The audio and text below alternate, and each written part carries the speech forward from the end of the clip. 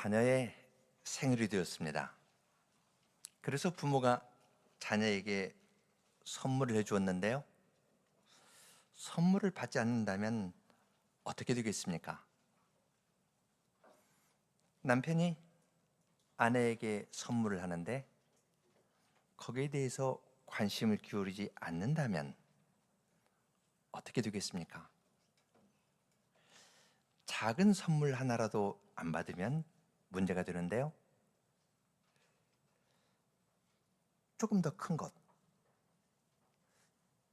살 집과 생활에 필요한 모든 것을 주는 큰 선물을 주는데 그걸 안 받겠다고 이야기를 하면 어떻게 되겠습니까? 관계는 완전히 끊어진 겁니다. 여러분 가족 안에서 그러한 일이 일어날 것을 조금이라도 기대하십니까? 자녀가 조금이라도 말 안 듣면 호러자식이라고 그러죠. 우리는 그러한 것을 기대하지 않고 살아갑니다. 그런데 오늘 읽은 예레미야 3장을 보면은 배역이라는 말도 나오고요, 폐역이라는 말도 나오고, 내가 너에게 아름다운 땅을 주겠다, 낙토를 주겠다 했는데 이스라엘은 대답을 안 합니다. 그것도 한 번도 아니고 두 번도 아니고 세 번이나 대답을 안 합니다. 하나님께서 내가 너 죄를 용서해 주겠다 했는데 나는 긍휼이 많은 자라 했는데 침묵합니다. 내가 포로로 끌려간 너희를 다시 돌아오게 하고 내 마음에 합한 목자를 세워서 너희가 진정으로 나를 섬기게 하는 백성을 만들어 주겠다. 언약궤가 필요 없을 만큼 새로운 나라를 세워주겠다 했는데 침묵합니다. 여러분 같으면 자녀에게 선물을 주는데 한 번, 두 번, 세 번 안 받는 자녀를 어떻게 하시겠습니까?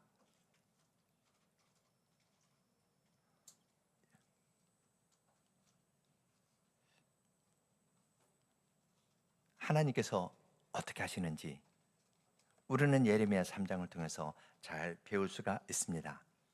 하나님께서 어떻게 행하시는지 함께 생각해 보려고 합니다. 지금 예레미야 3장 6절부터 마지막 절까지 읽었는데요. 3장 6절부터 10절에서는 북이스라엘과 남유다에 대한 이야기를 합니다. 이제 여러분은 그 열왕기서를 이제 하기 시작했다고 들었는데요. 열왕기서를 보면은 다윗 솔로몬 때는 통일 왕국이지만 그 다음에 북이스라엘과 남유다로 나뉩니다. 그래서 북이스라엘에 관한 이야기하고 남유다 이야기를 합니다. 요시야 때에 하나님께서 이야기를 합니다. 요시야는 이제 북이스라엘이 멸망한 다음인데요. 이제 그때 하나님께서 이야기를 하십니다. 북이스라엘이 멸망했는데 북이스라엘이 멸망한 중요한 이유는 우상을 섬겼기 때문입니다. 그래서 그것을 배역했다고 이야기를 합니다. 우상을 섬기는 이스라엘에 대해서 여러분이 호세아 선지자를 배우셨죠? 호세아서는 북이스라엘에서 전파된 하나님의 말씀인데 호세아 선지자가 그렇게 복음을 전했음에도 불구하고 북이스라엘이 받지 않았습니다. 그래서 그들이 기원전 721년에 아수르로 끌려갔죠. 아수르 혹은 아시리아에 의해서 끌려갔습니다. 하나님께서 이혼서를 써가지고 주었습니다. 호세아 선지자를 통해서 또한 다른 여러 선지자를 통해서 말씀에도 듣지 않으니까 지금 여기에서 8절에 보면은 내가 그들을 내어 쫓을 때 이혼서까지 주었다. 이혼 증서 써가지고 너하고 나하고 관계 끝났다 하면서 이혼 증서를 써서 보내신 이야기를 기록합니다. 남유다 사람들은 그것을 보았습니다. 그러면 남유다는 그 사실을 보고 우상을 섬기면 하나님하고 관계가 끊어지는구나, 하나님께서 심판하시는구나, 그걸 생각하면서 돌이켜야 될 겁니다. 그런데 남유다에 관한 이야기를 할 때에는 패역했다는 말을 씁니다. 배역했다, 패역했다. 배역보다는 패역이 조금 더 세게 번역을 한 것입니다. 히브리어는 다른데 나중에는 의미가 겹쳐집니다. 배역한 이스라엘, 패역한 남유다 하는데요, 패역한 남유다 사람들은 그것을 보고도 행위를 돌이키려고 하지 않습니다. 그러니까 11절에서 하나님께서 이렇게 말씀하십니다. 패역한 이스라엘은 패역한 유다보다 오히려 의로움이 나타났다.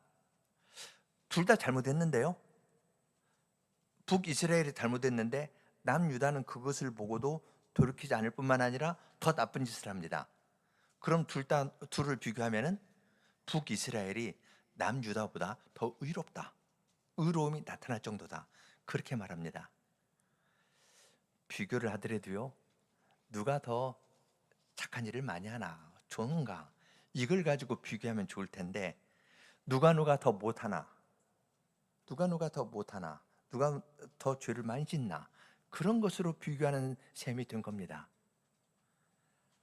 거룩하신 하나님께서 그것을 보고서 남유다 사람들에게 너희 잘한다고 하는데 사실은 북이스라엘이 너희보다 더 의롭다, 그렇게 말씀하십니다. 주님께서는 12절에서 이야기를 하십니다. 너는 북을 향하여 선포하여 이르라 하면서 배역한 이스라엘아 돌아오라. 나의 노한 얼굴을 너희에게로 향하지 아니하리라. 나는 긍휼이 있는 자라. 노를 한없이 품지 아니하느니라. 여호와의 말이니라. 너는 오직 내 죄를 자복하라.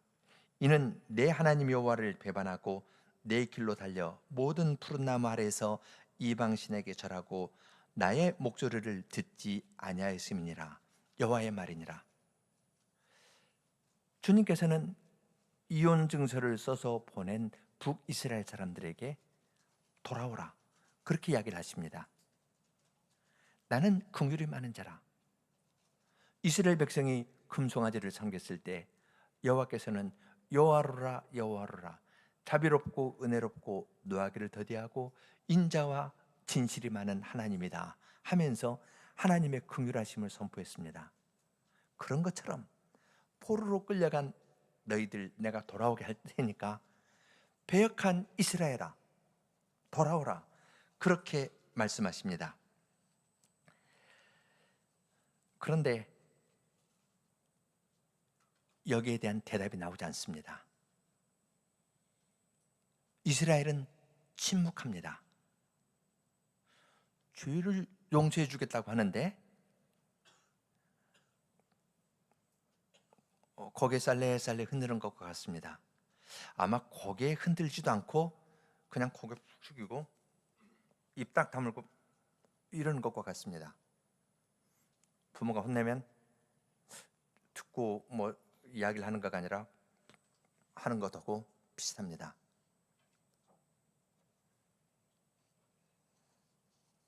하나님께서는 그러한 자에게 14절에서 또 말씀하십니다. 나 여호와가 말하노라. 배역한 자식들아 돌아오라. 나는 너희 남편임이니라.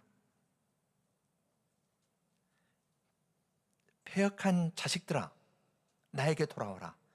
나는 너의 남편이다. 그렇게 이야기를 합니다.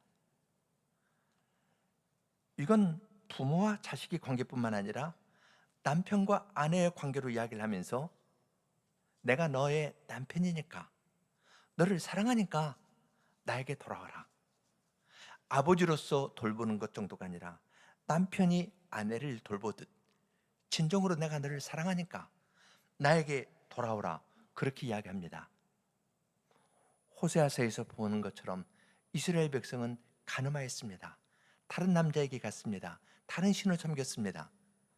그런데 하나님께서 나는 너의 남편이고 내가 너의 죄를 용서하겠다. 나에게 오너라. 그렇게 부르십니다. 그러면서 더 구체적으로 이야기를 하십니다. 포로로 끌려간 그들인데 내가 너희를 다른 나라에 끌려간 데에서 돌아오게 하겠다. 돌아오게 할 때 내 마음에 합한 목자를 너희에게 주리라. 그들이 지식과 명철로 너희를 양육할 것이다. 누가 생각나나요? 다윗 왕이 생각나지 않습니까? 다윗을 보니 내 마음에 합한 자라. 다윗과 같은 그러한 목자를 내가 불러서 그 다윗 아래에서 이스라엘이 평안한 것처럼 내 마음에 합한 목자들, 한 사람만이 아니라 그러한 다윗의 후손과 같은 다윗의 마음을 가진 목자들을 계속 주어서 내가 너희를 안온하게 인도할 것이라고 이야기를 하십니다. 그날에는 사람들이 여호와의 언약궤를 다시 말하지 아니한다 합니다. 언약궤에 대해서 생각지도 아니하고요, 기억하지도 아니하고 찾지도 아니하고 만들지도 아니할 거라고 이야기합니다. 좋은 이야기인가요? 언론 보면 좋은 이야기 아닌 것 같습니다. 없으면 만들어야 되지 않겠습니까? 그런데 이건 좋은 이야기입니다. 언약궤를 찾지 않고요, 이것도 대비하는 말이 그 다음 17절입니다. 예루살렘이 여호와의 보좌라 일컬음이 되고 열방이 그리로 모여들 것이다. 왜 좋은 이야기인지 아시겠죠? 언약궤에는 거기에 그룹들이 있고 거기에는 여호와께서 시온좌에서 언약궤 위에서 이스라엘 백성을 통치하신다 했습니다. 그런데 여호와의 통치하심이 언약궤에 국한되는 것이 아니라 예루살렘이 여호와의 보좌가 되는 겁니다. 언약궤로 표현하고자 했던 하나님의 통치가 예루살렘으로 더 넓어져서 더 현저하게 나타납니다. 그러니까 언약궤를 찾지도 않고 기억하지도 않고 만들지도 않습니다. 필요가 없습니다. 하나님의 다스리심이 훨씬 큰 범위 내에서 이루어질 것이라고 이야기합니다. 예루살렘이 여호와의 보좌가 될 것이고, 그러니까 세상 만민이 시온으로 몰려들 것이라고 약속하십니다. 아브라함에게 약속하신 그 복이, 너로 말미암아 천한 만민이 복을 얻으리라 하는 그 복을 내가 실현할 것이다. 다윗처럼 내 마음에 합한 그 목자를 세워서 온 세상에 복이 되도록 할 것이다. 제사장 나라로서 너희를 새로 세워줄 것이라고 이야기를 합니다. 그래서 사람들이 다시는 그들의 악한 마음에 강팍한 대로 행하지 아니할 것이다. 거기에 모여드는 백성은 마음도 하나님께서 바꿔주신다고 이야기합니다. 내가 너를 새롭게 만들어주겠다. 그리고 너희가 다시 올 때에는 18절을 보면은 북이스라엘과 남유다가 나뉘었는데, 솔로몬의 우상 숭배제로 나뉘었는데 그들이 하나가 될 거라고 이야기합니다. 그들이 하나가 되어서 한 나라로 회복되어서 내가 너희에게 준 그 땅으로 돌아오게 될 것이다. 이스라엘 백성이 애굽에서 나와서 가나안 땅을 얻은 것처럼 아수르 바벨론 포로로 끌려간 그들이 다시 돌아올 것이라고 이야기를 합니다. 한 나라가 되어서 다시 가나안 땅에 들어오게 될 것을 약속해 주십니다. 아름다운 땅을 내가 너희에게 줄 것이고, 19절 보면 너희가 나의 아버지라고 나를 떠나지 말 것이니라. 이제 나를 아버지라 부르라. 아버지라 부르되 나의 아버지라 부르라.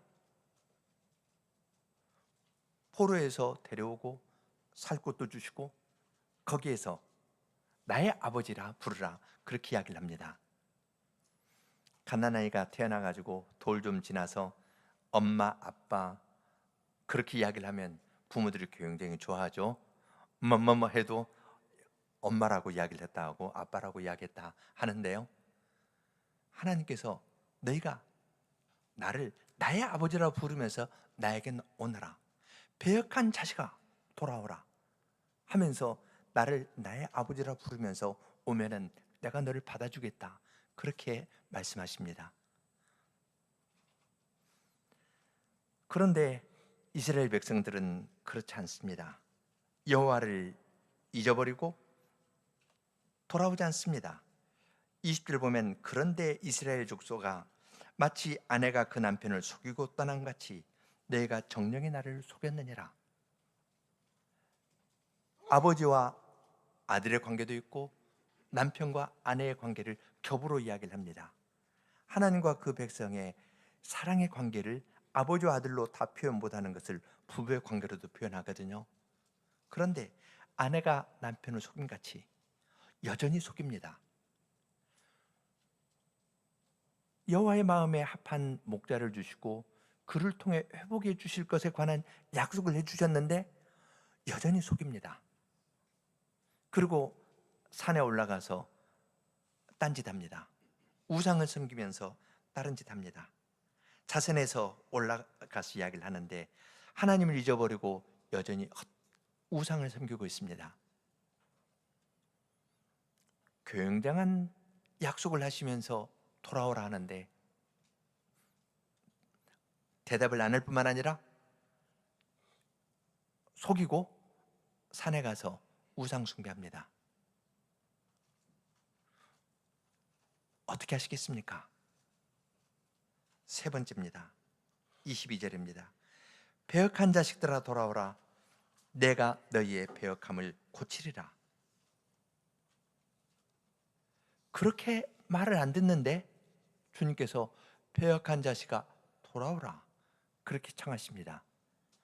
그 다음에 한 말씀을 덧붙이십니다. 내가 너희를 고치겠다. 주님께서 말씀하시면 이것은 효과가 있습니다. 주님께서는 돌아오지 못하는 이스라엘 백성의 한계를 아십니다. 그래서 그들을 내가 고치리라 그렇게 이야기를 하시고요. 그 다음에 보면은 그들이 보소서 우리가 주께 왔사오니 주는 우리 하나님이 여호와이시니이다. 작은 산들과 큰 산 위에 떠드는 무리에게 바라는 것은 참으로 허사라. 이스라엘의 구원은 진실로 우리 하나님 여호와께 있나이다. 그렇게 이야기를 합니다. 하나님께서 초청하시면서 내가 너희를 고치겠다 그렇게 말씀하셨더니 이 말씀과 함께 효과가 나타납니다. 하나님께서 빛이 있으라 하시니 빛이 있었던 것처럼 고치겠다 말씀하셨더니 그 다음에 보소서 우리가 주께 왔나이다. 이스라엘의 구원은 우리 하나님 여호와께 있나이다 하면서 고백하는 사람이 생겨났습니다. 바로 이것이 우리 하나님께서 행하시는 일입니다. 우리는 내가 말했는데 왜 안 듣지? 한 번 봐줬어, 두 번 봐줬어, 세 번, 3세판인데 안 봐줘? 그렇게 가기 쉬운데 주님께서는 우리를 새로 지어주십니다. 할 수 없는 우리의 형편을 아시고 고쳐주십니다. 내가 너희 고쳐주겠다. 긴 설명이 필요 없습니다. 내가 너희를 고쳐주겠다. 점 딱 찍었더니 그 다음에 고백하는 사람이 생겨납니다. 이것이 우리 하나님께서 행하시는 일입니다. 그러면 고침을 받은 사람은 어떻게 될까요? 고쳐줬으니까, 몸이 회복되었으니까 건강하게 회복된 몸과 마음을 가지고 가서 딴짓할까요?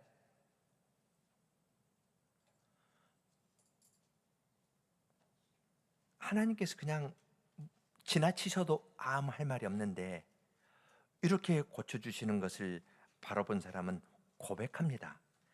자기를 숨기는 것이 아니라 고백합니다.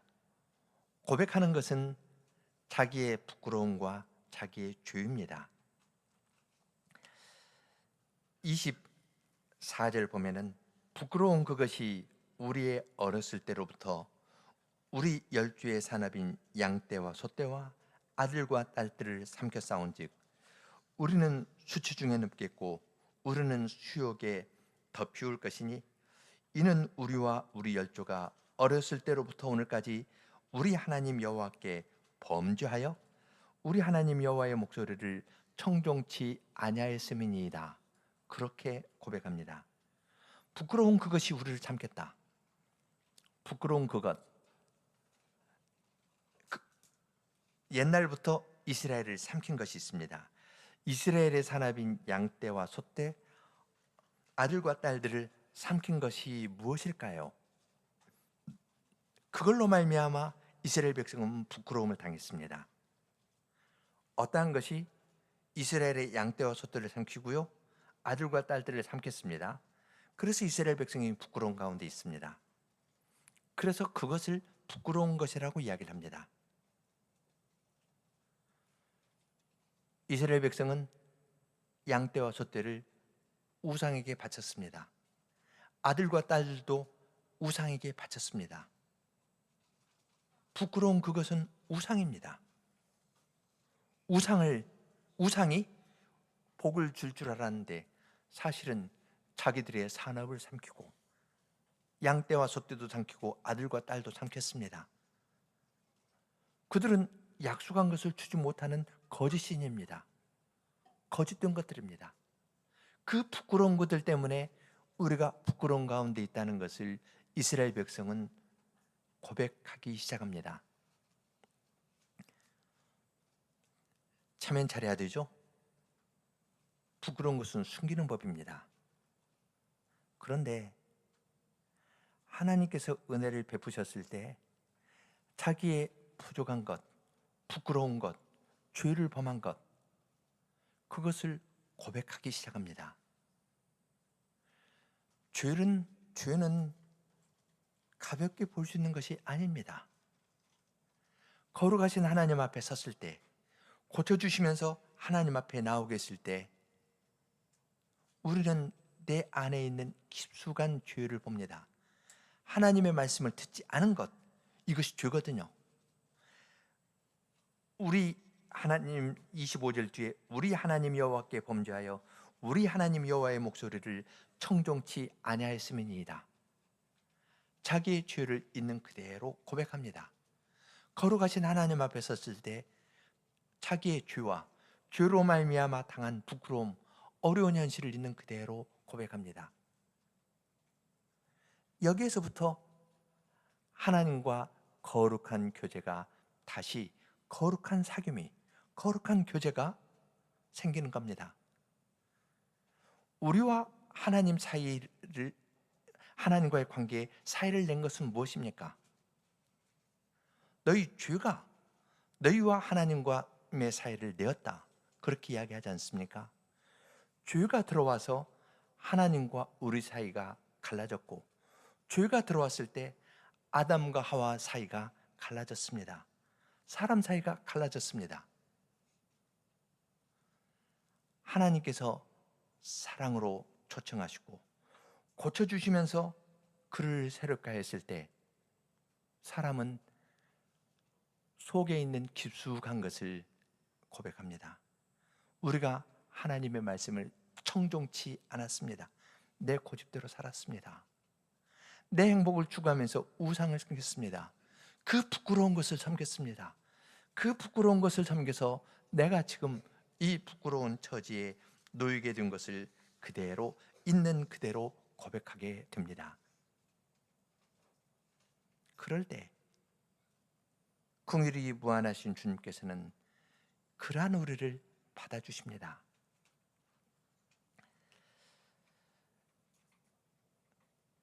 우리의 행동의 많은 건 다른 사람과의 관계, 다른 사람을 의식하는 데에서 결정됩니다.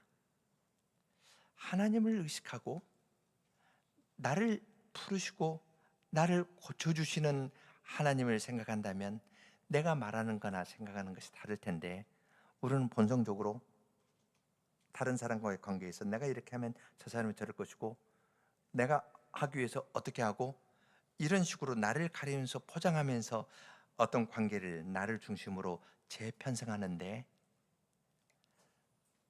주님의 초청을 받고 주님의 고치심을 받은 사람은 그러한 데에서 벗어납니다.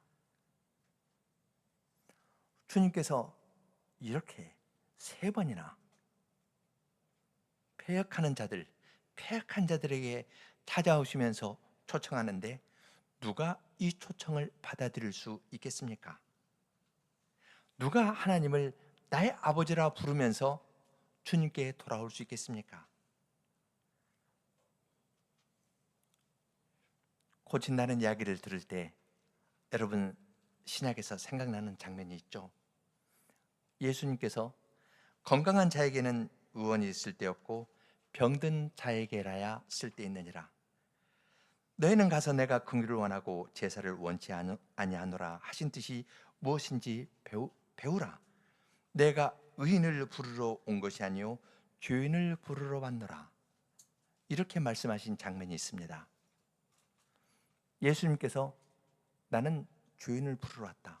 나는 너희를 고쳐주러 왔다. 이렇게 말씀하셨습니다. 마태복음 9장의 이 말씀은 어떤 맥락에서 하셨지요? 너희는 가서 내가 긍휼을 원하고 제사를 원치 아니하노라 하는 말은 호세아서에 나오는 말씀이죠. 마태복음 9장에 인용이 되는데 이 9장의 맥락을 보면은 예수님께서 세리 마태를 부르시고 마태가 모든 것을 버려두고 주님의 제자가 되려고 하면서 자기 친구들을 초청했을 때입니다. 그것을 보고 바리새인들이 예수님에게 가서 직접 말하지 않습니다. 예수님에게 가서 왜 죄인하고 사귐입니까? 그렇게 이야기하는 것이 아니라 제자들에게 가서 왜 니네 스승은 죄인과 세리와 함께 먹고 마시냐? 그렇게 이야기합니다. 말하자면 갈라치는 말을 하는 겁니다. 편나누는 말을 하는 겁니다.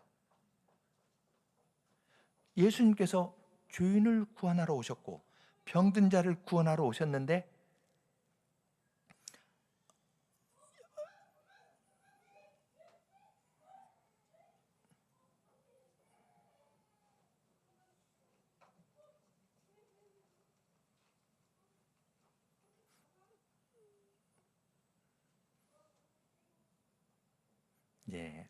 어떤 일이 발생한 모양인데요.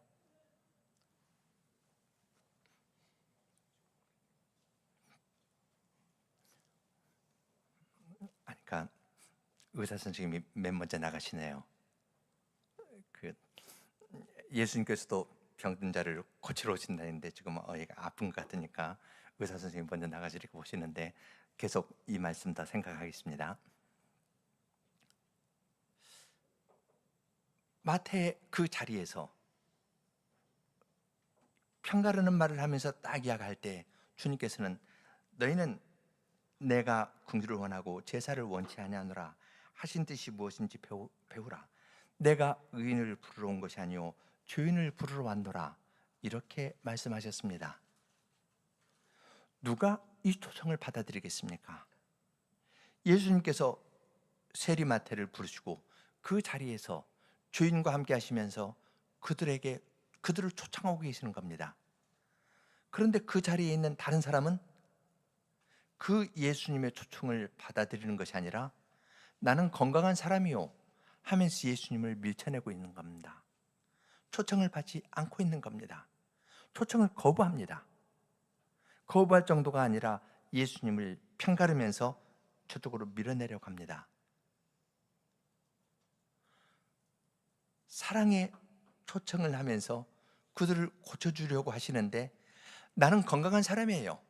나는 저 세리와 같지 아니함을 감사하나이다 하면서 다른 사람 평가하면서 하나님에 대해서는 관심이 없는 사람이 있습니다.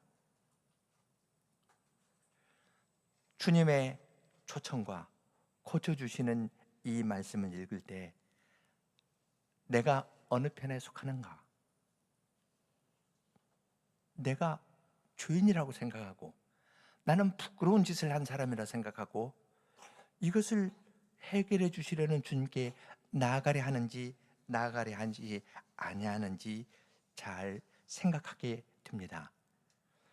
주님께서 초청하시고 고쳐주시면 그 결과는 죄를 고백합니다. 수치와 죄를 고백하면서 주님과 사귐이 회복됩니다. 제일 어려운 것은 죄의 문제입니다. 인간관계에서 제일 어려운 것은 죄의 문제입니다. 죄가 집에 들어오면 어떻습니까? 그러면 하나님과 사이가 멀어질 뿐만 아니라 사람 사이도 멀어집니다. 만일 자녀의 예를 든다면, 이건 어른의 경우도 마찬가지일 텐데요. 자녀의 예를 든다면 좋지 않은 친구와 사귀면서 이렇게 이 친구는 내 말 잘 듣는 것 같고 부모고는 말이 안 통하는데, 그러면서 그쪽으로 가면은, 그러면서 그만 성경의 말씀에서 그만 계명을 어기면서 죄를 짓게 되면 자연히 부모를 멀리하게 됩니다. 만나는 시간을 최소화하려고 합니다. 관계 문제만 가지고 이야기할 수는 없습니다. 더 근원적인 문제는 죄의 현실입니다. 다른 사람의 이목이 아니라 죄가 지배하는 그 현실에서 어찌할 바를 알지 못합니다. 이러한 우리들에게 주님께서는 나는 죄인을 구원하러 왔노라. 건강한 자에게는 의원이 쓸데없고 병든 자에게라야 쓸데 있다. 나는 너희와 같은 자를 구원하러 왔다는 것을 먼저 깨닫고 주님의 초청 앞에서 나의 죄와 나의 부끄러운 과거를 그대로 고백하면서 나아가는 것이 주님의 초청을 바르게 받아들이는 일이 될 것입니다.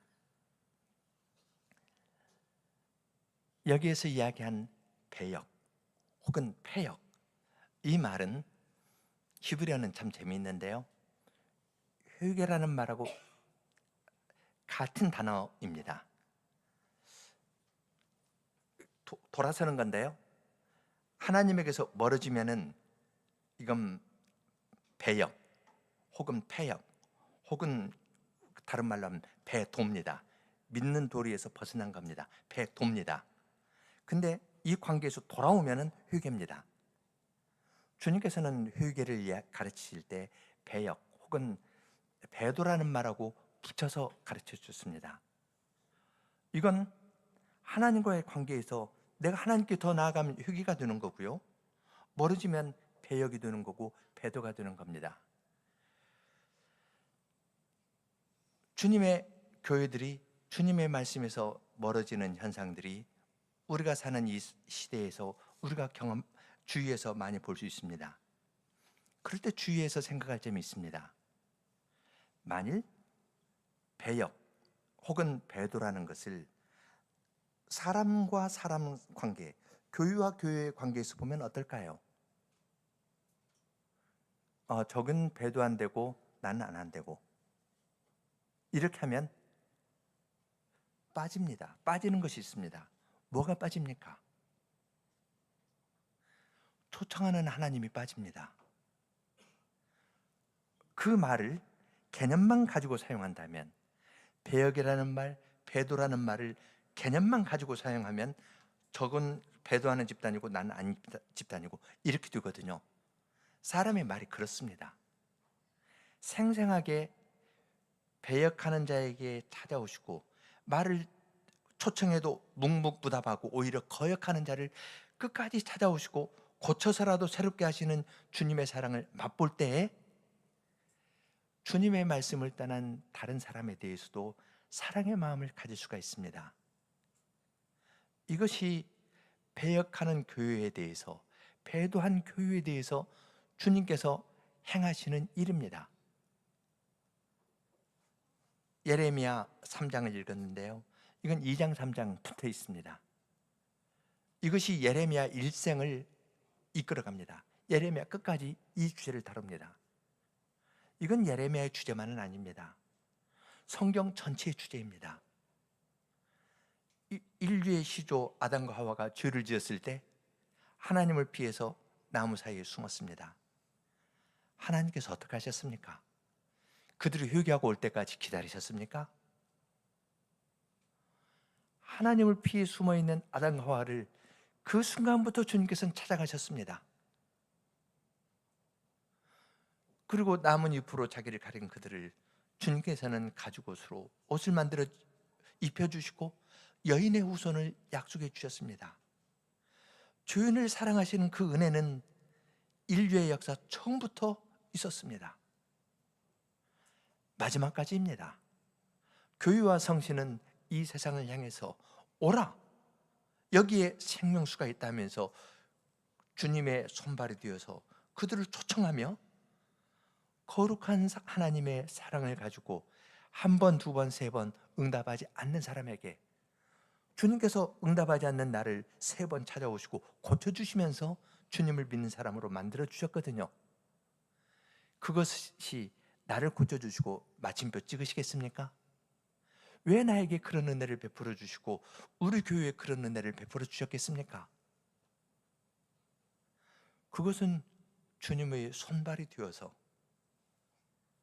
다른 사람에게 주님의 은혜의 복음을 전하는데 대답하지 않고 세 번이나 대답하지 않는 자를 끝까지 찾아가시면서 초청하시는 주님의 사랑을 전하는 도구로 삼으시려고 주님께서 나에게 이러한 은혜를 베풀어 주신 것 아니시겠습니까? 주님의 거룩한 사랑을 전하는데 예레미야를 도구로 쓰신 주님께서는 이 말씀을 읽고 깨달은 우리에게 동일한 사명을 부여해 주십니다. 찾아오시는 주님의 은혜의 복음을 전하는 일에 동참케 하시는 것은 사람이 생각할 수 없는 큰 은혜입니다. 누가 주님과 같을까? 우리는 그러한 찬송을 부르며 따라가게 됩니다. 함께 86편 1, 2, 3절 부르겠습니다.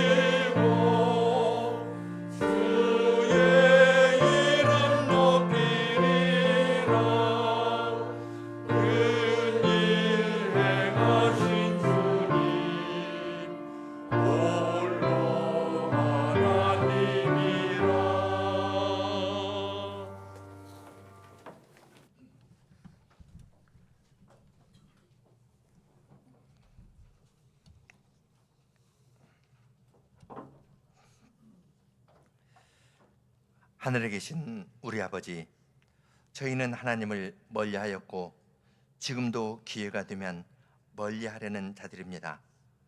주님께서 초청의 말씀을 하셔도 탕자처럼 자기의 권리를 주장하면서 자기의 생활 방식을 고집하는 그러한 완고한 자들입니다.